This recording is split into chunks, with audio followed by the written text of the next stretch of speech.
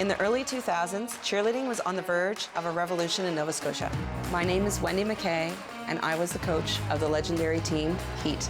A camera crew documented our every move, but that footage has remained unseen until now. Today, I'm reuniting with my former athletes to reminisce about the past and to find out what impact cheerleading has had on their lives. Join me on this journey, and cheers to life.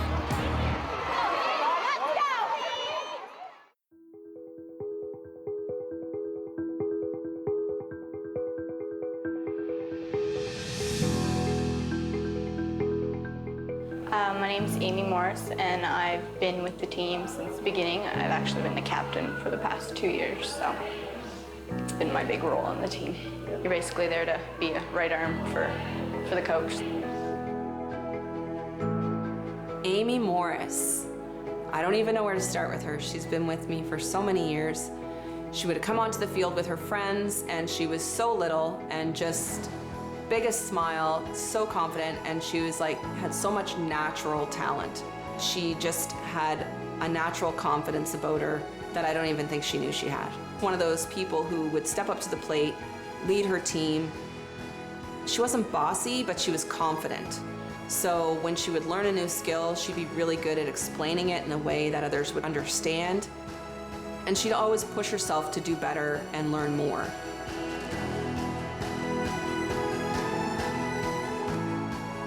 A very well-known flyer to everybody in the cheer community because she was an outstanding athlete, great sportsmanship, and just an all-around great person to be around, loving, caring person. In the beginning, I didn't really have a clear idea of what cheerleading was or what it entailed. Obviously, the concept of cheerleading was your more typical rah-rah with your pom-poms and doing cheers, and I think initially I just thought, I don't think I'm going to be into that. But then once I actually got to the tryouts and saw the level of athleticism that it involved, then it really piqued my interest, and then you got to actually see that you were athletes doing all of these major feats, lifting people in the air, and there were cheers, absolutely, but I didn't touch a pom-pom in 12 years of my existence in cheerleading. Like it just wasn't the style, and so that misconception about what it involves was certainly prevalent in the beginning for me, and then that was just something that you ended up defending for your entire cheerleading career, because the minute you say you're a cheerleader, you can see someone's expression change, and you're like, come watch what I do, and you'll change your opinion on what it entails. But there's something about cheerleading and that performance where you play a character to some degree, and so as someone who, when I was much younger, probably didn't have the confidence that a lot of my peers did, when I was on that floor and the music came on, you had to be on, and so you had that, I don't know, that kind of alter ego or persona, if you will, and so I think that really allowed me that space to be that confident person on the floor, and so I think that feeling becomes addictive when you're competing in that 2.5 minute and that thrill and that rush. There's something about that cohesiveness, about all kind of presenting the same, whether it be putting on our armor and sparkles. We won't talk about sparkles and how awful they were for 12 years, where they're everywhere. It's like scratching my eyeball. Don't film it. Yeah, I just had a sparkle in my eye. I want to get that out before competition because kind of an obstruction to my vision. It's almost like putting on that mask and preparing yourself for battle. It's just part of that persona, having that makeup. This is what I've been doing since 10:30 this morning. You felt like a cheerleader, obviously, at all times, but you really felt ready to perform when you were at that level where you had your hair done and your makeup and your sparkles on, and you looked like a team through and throughout. I think I had a fair amount of responsibility with Wendy doing the dance aspect of things, and so working that out, what the dance is going to look like, choreographing it, and then teaching it is a lot of the stuff that I kind of had responsibilities in. So yeah, there's a lot that gets a routine up to a polished level. It does not start out that way. It starts in tiny little pieces, and you're just building and building and building. So it's a lot of moving parts. You have to be tough. You have to work through pain. It sounds silly. I remember in high school, a report came out that said 53% of all high school injuries were due to cheerleading.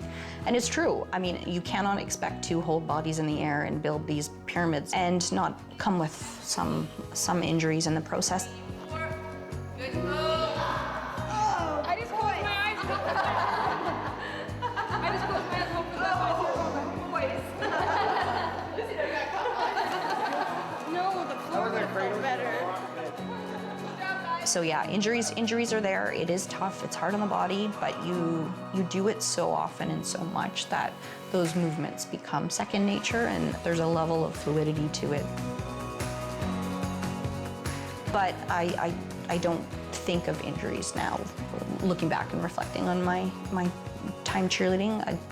There were a few epic, memorable ones, but I don't think that it necessarily comes with a cost. I mean, we've got one body to live in, so that's how I wanted to spend my years, so I don't regret it. Like I said, I played a lot of sports, and it's the one sport that is the most demanding I've ever been in. I mean, you can play basketball for an hour and run up and down a court, but 3 minutes you're on there, it feels like you were running for 5 hours. Like, you get that much out of you when you're on the floor competing. So it's on a whole different level in terms of athleticism and what's required. So the best cheerleaders are trained athletes. So that's what we try to promote. It's just athleticism and being in shape and doing all that kind of stuff.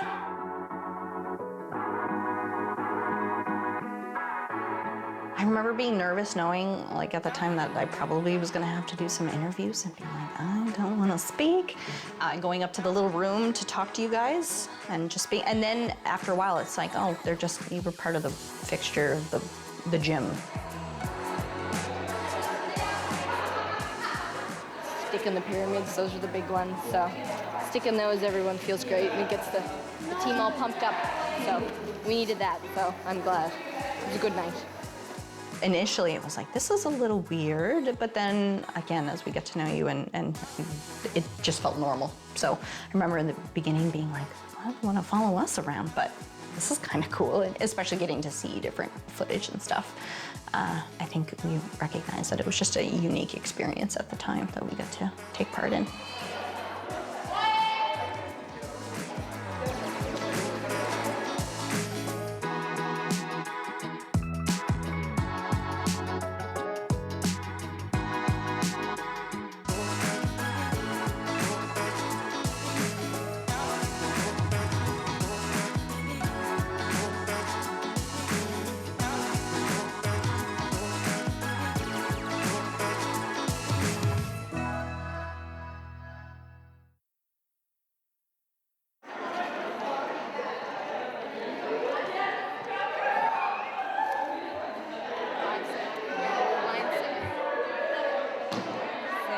Layouts are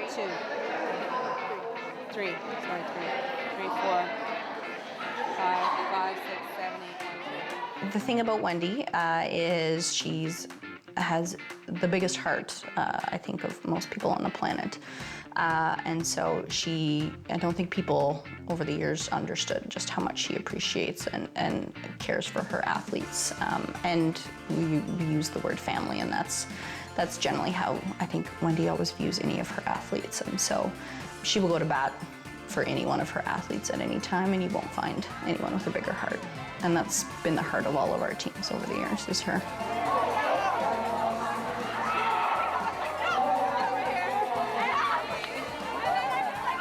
Someone broke your heart, or she needed to go have a talk with someone, or you just need someone to go have a dance party with. Yeah. So Amy today is working at SAIT, the Southern Alberta Institute of Technology. She is teaching nuclear medicine. Haven't seen her a whole lot. Can't wait to talk to her, and especially just to have this time to focus on heat and what we did back then.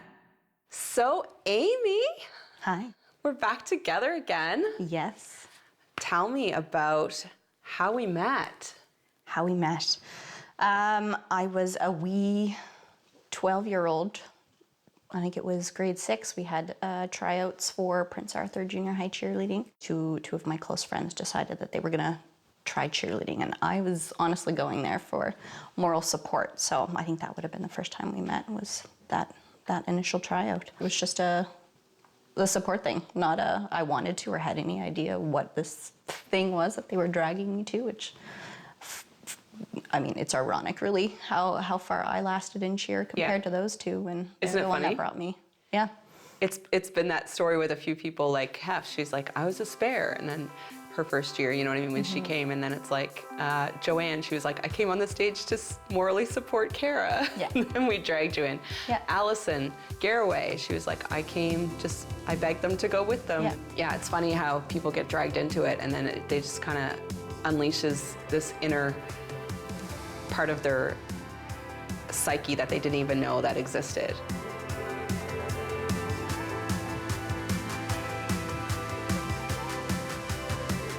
After you made the team, like how long were you around and what did you end up doing?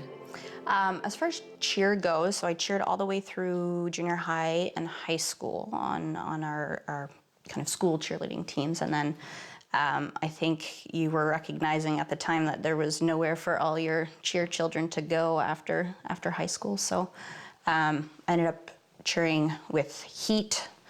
It was a while. It was a while, 5, 6 probably at least. And then I don't know how you convinced me to come out of retirement for one competition. You were like, you're gonna learn the routine in 48 hours and go in this competition. I'm like, okay. I thought I retired from cheerleading. I know, I but- usually have a good way with convincing people to do things. I don't know how it works. It's just kind of like one of those ideas, and I'm like, I have this idea. And You're not gonna like it, but you're gonna do it. And we're gonna do it. It's gonna be fun. It'll be a great memory. At the time, it's like, it's too soon for us to decide that, Wendy, but Yeah, it always was a good idea after the fact. So yeah, so 6, carried the 1, at least 12 years, I would say, cheering.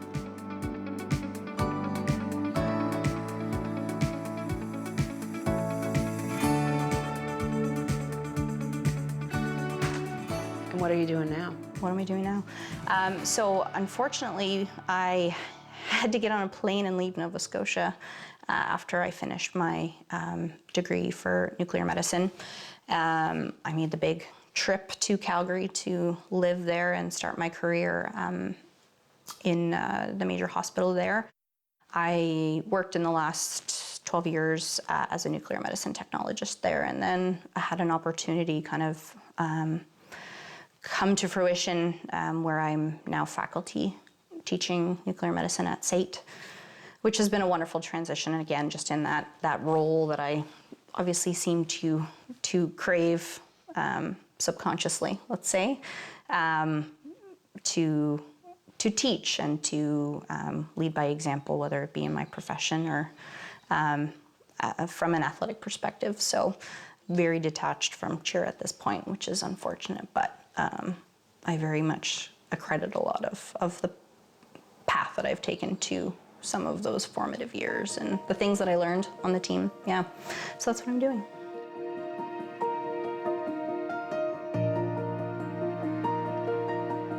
Over the years, like what did you feel like you accomplished, like in all of cheer, like junior high, high school? It's funny because, like you said, you talk about how cheerleading kind of gets under your skin, and once you're in, you're hooked. And so I think that was what it was for me. And I've been on a lot of team sports, but there's something that's a little bit different when it comes to cheerleading, and you kind of recognize these other athletes as being your family. And just coming together for that 2.5 minutes was something different, something special.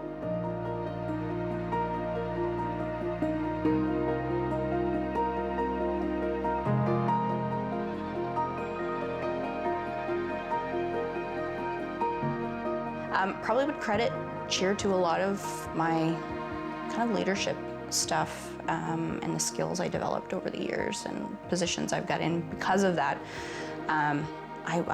You could attest to little Amy at 12 that I probably wasn't the most confident, outgoing, kind of boisterous gal, but I always kind of wanted to take that leadership position, and somehow I always seem to kind of find myself in those roles within the team, and I kind of always wanted to lead by example, and I think that's one kind of strength that I learned over the years with being on this team and being a part of very large groups.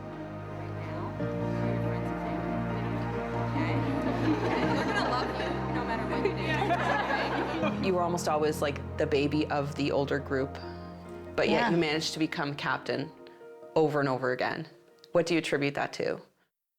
As I said, like I think a lot of it was my hard work and just leading by example, and I think my peers on the team just recognized that I was a hard worker and that I had a lot of time and just investment in the team and wanting everyone to succeed. And so I'd like to think that kind of sparked their faith in me to take on that position.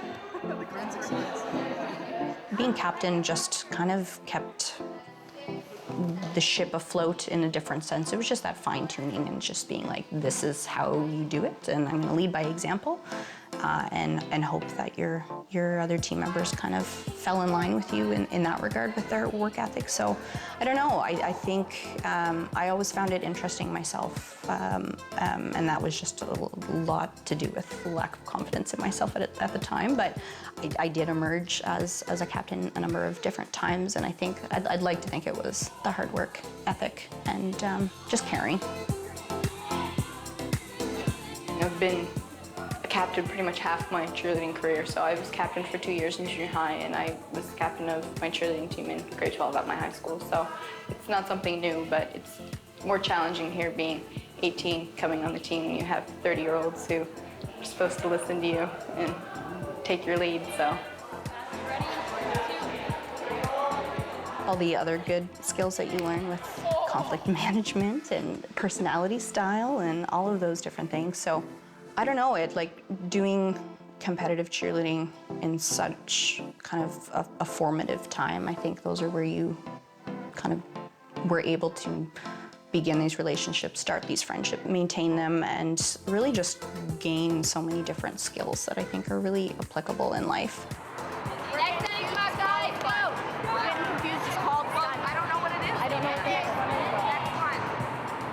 Definitely the confidence. I mean, it's a big booster in that sense, and being part of a team, because I mean, most cheerleading teams, at least the ones I've been on, have been really close-knit and really tight, and there's so many friendships that develop. So that's really the biggest thing there. It's just being a solid unit, and you gain a lot of knowledge from each other. I mean, you're with these people who they're all different ages. At least on these teams, you have mothers or you have people who are still in school. I mean, you come here and you know someone who's in the same degree as you in another school, and you can ask help on chemistry homework, whatever. Like you all just learn from each other, and that's with anything with being in a group with people. You rub off on each other. So the good things and the bad.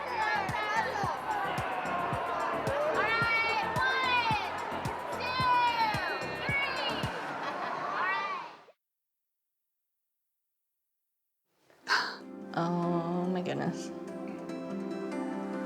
Oh, that's me. I don't remember this footage. Nope. One-handed? No. You can do it one-handed. One-handed? Yeah.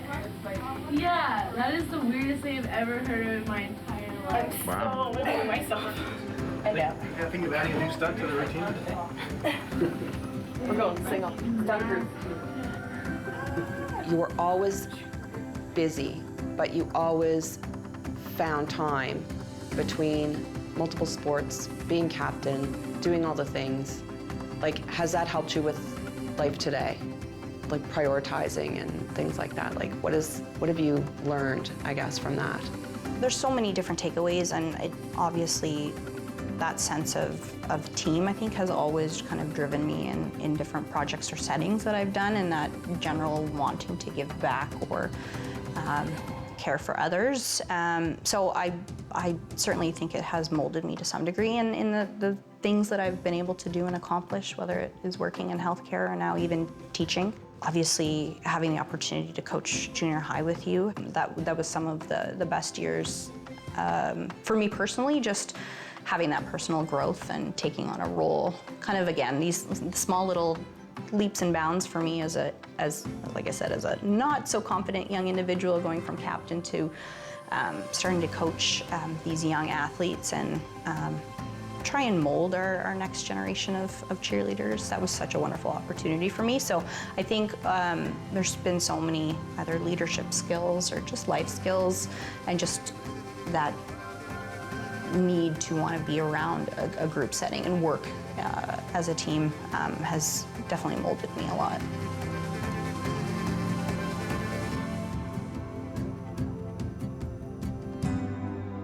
It's pretty demanding, so I mean, if the dedication isn't there, then a lot of time we get people who come and go. But if you're serious about it and want to give it a try, we've had many people on our team that come in not knowing anything. They've just walked in and wanted to join a team. So you take them in and teach them, and they have a lot of fun. So it's really good in that respect. So was Amy always so confident?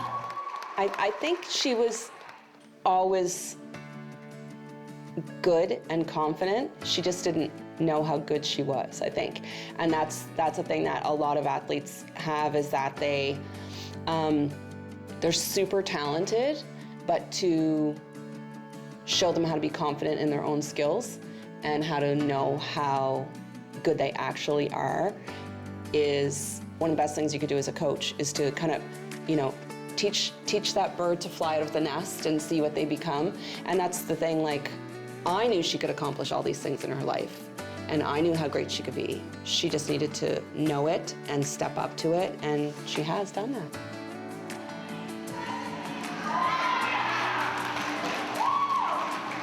I think I'd probably tell myself you're doing enough. I think I obviously suffer a little bit from imposter syndrome, and seeing myself on camera is kind of wild to see. Just even the youth in my face. It's certainly a little alarming to see how much time has passed, but just seeing how natural I actually probably looked in the role, even if I might not have felt it at the time. It's kind of a good message to ourselves to be a little bit kinder to ourselves, and that as long as we're working hard and trying, we're accomplishing something. And I can see that I was playing more of an integral role than I probably realized at the time, which is neat to look back on and realize that I was probably making a bit of an impact. So You were captain for a reason. Heads